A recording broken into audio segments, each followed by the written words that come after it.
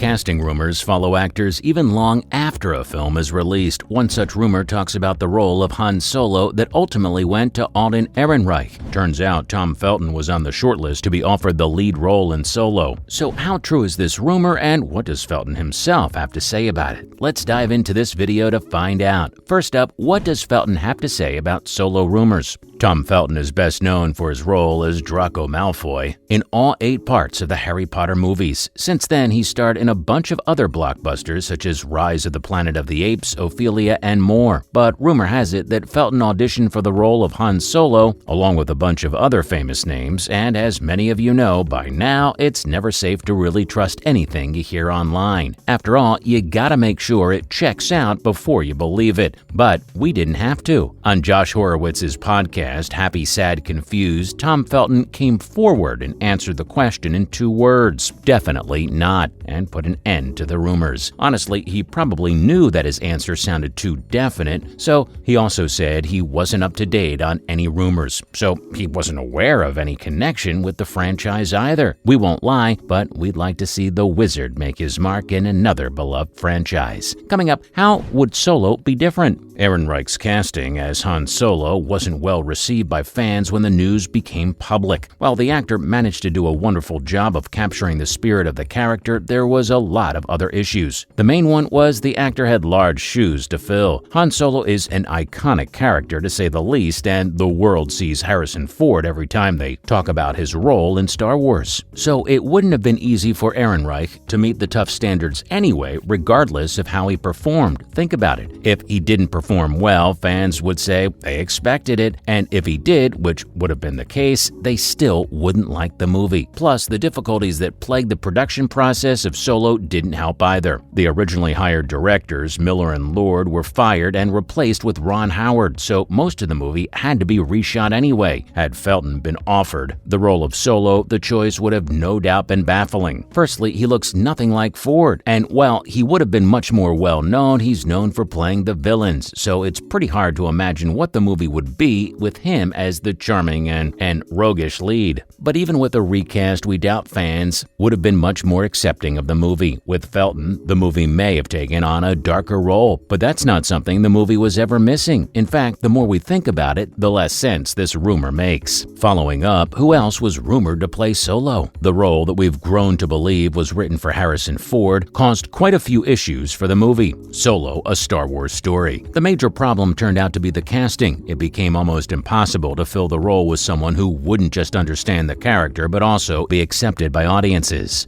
On the other hand, the writer, Lawrence Kasdan, was looking for someone who wasn't a younger Ford but brought something new as well. In the end, they landed on Ehrenreich. And according to sources, almost 2,500 actors auditioned for the role, so frankly, they had a lot of choices. Even Emery Cohen, who starred opposite Saoirse Ronan in Brooklyn, was rumored to play the character. And that's not all. Dave Franco also auditioned too and pinpointed an issue. It turns out he seemed to think the studio couldn't decide if they wanted the actor to bring something new or embody Ford as accurately as possible. Moving on, Miles Teller had proven himself in Whiplash and was also another choice to play Solo. And then there was Taron Egerton. But he says that he never auditioned in the first place. Honestly, both of them were wary of taking on the role, not only because of how iconic the role is, but also because of how passionate Star Wars fans can be. Moving on, is Felton ready to return to Harry Potter? The Harry Potter franchise established a legacy that honestly just can't be matched. The books and the movies that were released over almost 2 decades took the world by storm, and ever since the release of the final installment, Harry Potter and the Deathly Hallows Part Two, fans have been asking one question: will the original cast ever return to the franchise again? The movies introduced Daniel Radcliffe as the lead, Harry Potter, Emma Watson as the beloved Hermione Granger, and Rupert Grint as Ronald Weasley. But that's not all. Amongst the several characters, Draco Malfoy was an unexpected favorite as well, played by none other than Tom Felton. So of course, he's repeatedly pestered with the question as well. On the same podcast with Horowitz, Felton offered fans an encouraging answer. The star stated that he would definitely consider returning to the role if offered the chance to do so. Moving on, the two also discussed that any comeback would have to mean that the entire cast return, and the host considered the cursed child to be the next logical step where they could all appear together. But Felton didn't care in what capacity he was asked to return. He'd always be open to coming back to the wizarding world, even if he was asked to be an extra. Now that's passion. Whether they decide to make a film or a TV show, he'd return either as Draco Malfoy or anything else they wanted. Next up, will the cast return to the Cursed Child? Well, Harry Potter and the Cursed Child are a follow-up to the series. The book doesn't focus on the original trio. Instead, the plot follows Harry's son, Albus, who's trying to live in a world bounded by his father's legacy. Plus, the plot also focuses on Draco's son, Scorpius, who befriends Potter's kid. As of today, no member of the trio has expressed any interest in returning to the Harry Potter franchise. While Radcliffe has said never say never, this project wouldn't be intriguing enough for him to make a return. And that makes sense, seeing that each member of the trio has managed to make a name for themselves in Hollywood.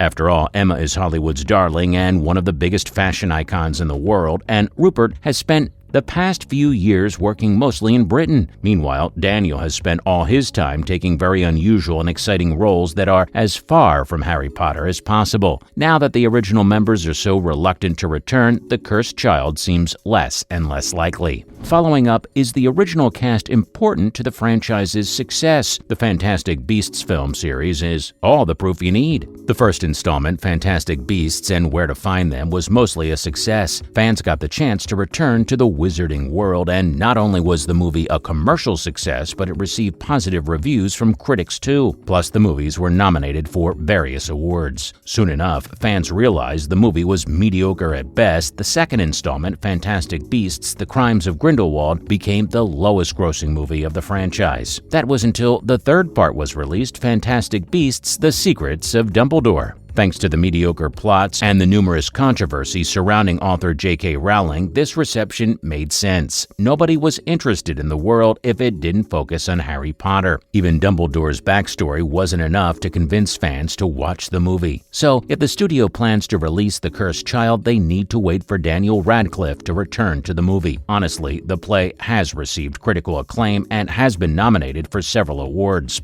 Not only was it a success, but so was its published script, which sold 4 million copies in just the first week. Finally, is The Cursed Child the right path? Yes, the Harry Potter franchise continues to demand a lot of attention from fans all over the world, but we need to get realistic. After the poor performances of the Fantastic Beasts movie, studios need to be careful. If they do plan to shoot The Cursed Child, is that really the right move? The script for the play was written by Jack Thorne and based on a story by Rowling, and boy, did the story leave a lot to be desired. Not only did it have a lot of plot holes, but made many weird choices, like why is Harry Potter a bad father?